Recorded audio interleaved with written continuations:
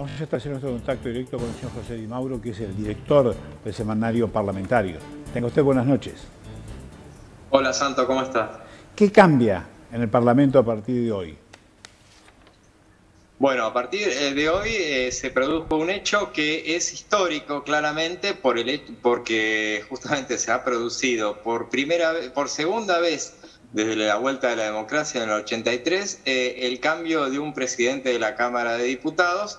Y coincidentemente tiene muchas coincidencias esto, porque allá por el 89, cuando por primera vez se cambió el presidente de la Cámara de Diputados, fue porque Juan Carlos Pugliese en ese momento fue convocado por Raúl Alfonsín a ser ministro de Economía. En este caso, Sergio Massa va al Palacio de Hacienda también, y bueno, lo que cambia sustancialmente es el hecho de que asume otra figura del Frente Renovador, o sea que el masismo mantiene su predominancia en la Cámara de Diputados. Pero bueno, claramente Cecilia Moró no tiene el mismo perfil que Sergio Massa, y la oposición se lo hizo notar. Básicamente, Ahí tenemos problemas. Bueno, mucho no va a cambiar, está. pero habrá que tener en cuenta de qué manera se adapta Cecilia Moró a estas circunstancias. La oposición se abstuvo de la votación. La oposición se abstuvo, Juntos por el Cambio, por lo menos la oposición más áspera, se abstuvo. Había algunos que querían directamente votar en contra. En líneas generales, algunos radicales querían votar a favor. Básicamente se mantuvo la convicción de que este es un puesto que le corresponde al oficialismo. Pero lo que tenían era que ellos habían votado por un año, en diciembre del año pasado, todos los años se votan las autoridades, habían votado por un año, y estos son estos 4 meses que Cecilia Moró viene a completar. Entonces fue una especie de advertencia, le hizo la oposición a Cecilia Moró, que esto era por estos 4 meses, que ellos iban a abstenerse, no iban a votar en contra para no obturar su presencia en la presidencia. Pero todo será un barajar y dar de nuevo a partir de diciembre, cuando haya que poner en consideración de nuevo la presidencia de la Cámara. La oposición no quiere ese lugar, no quiere que sea no quiere arrebatarle ese lugar a la oposición, pero no está muy convencida del perfil de Cecilia Moró, aunque hay que tener en cuenta que no es lo mismo ser vicepresidente de un bloque, que eso le da cierta libertad para la confrontación con la oposición, que la presidencia de la Cámara, donde tiene que consensuar, y sobre todo en un ámbito tan parejo como es la Cámara de Diputados. Bueno, usted dice, primer hecho histórico, que también sale un presidente de la Cámara de Diputados para ser ministro de Economía. Es cierto que Massa no tiene el humor inteligente de Pugliese, pero esperemos que dure más en el cargo, porque fue muy duro lo que le hizo mucha gente que hablaba de democracia en contra de Pugliese, ministro de Economía, como homenaje a un político honesto, decente, inteligente, que merece todo nuestro respeto. Y recordemos que en ese momento, por ejemplo, los parangones que se pueden trazar entre el caso de la renuncia de Pugliese y la renuncia de Sergio Massa, en ese momento Pugliese, que no se quería ir, pero que lo hizo como una ofrenda a Alfonsín, se lo pidió Alfonsín.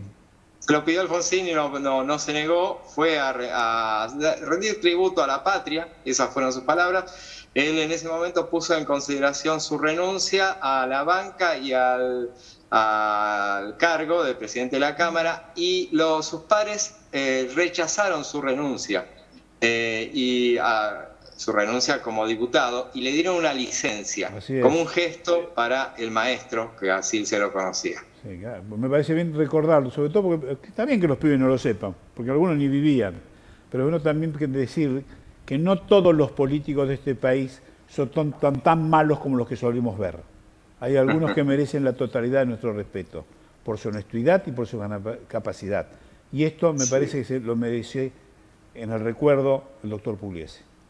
Se lo merece totalmente, fue un ejemplo.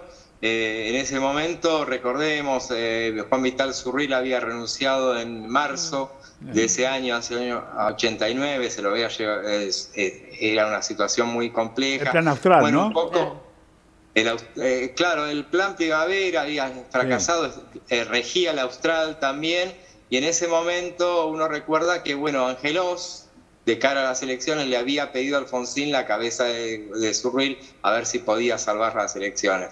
En ese momento Alfonsín le pidió entonces a Pugliese. Pugliese duró un breve tiempo, o sea, él terminó asumiendo los primeros días de abril. El 26 de abril se votó su renuncia a la Cámara de Diputados, a la presidencia de la Cámara de Diputados. Asumió Leopoldo Moró, justamente otra paradoja, el padre de quien hoy asumió, otra comparación. Y bueno, y Pugliese duró un mes más después de su renuncia. Después, igualmente, él no volvió a la Cámara de Diputados. José, ¿cuál es el clima que se vive, que sobrevuela allí, con una ausencia muy marcada de Alberto Fernández y con un Massa con mucho poder ahora?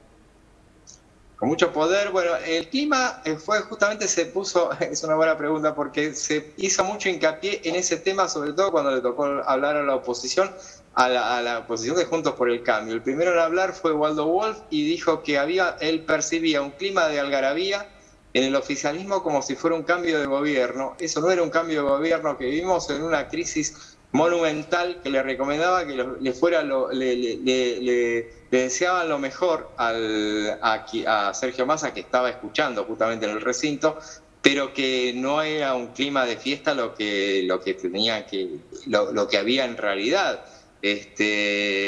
Y bueno, eso era la sensación. Después hubo otros discursos, un discurso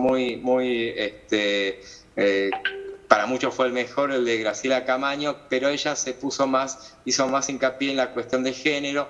Reivindicó el hecho histórico de que una mujer, por primera vez en 158 años, creo que dijo, que llega a la presidencia de la Cámara de Diputados.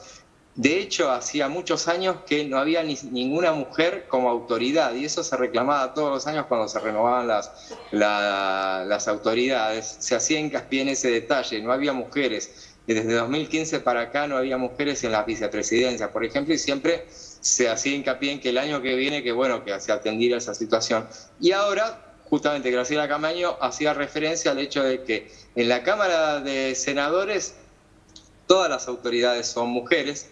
No mencionó a Cristina Kirchner, pero sí mencionó a la, que también lo es la presidenta de la Cámara de Senadores, sí, pero citó puntualmente a la vicepresidenta, que es Carolina Lozada, claro, y la presidenta provisional del Senado, que es Claudia Abdala de Zamora.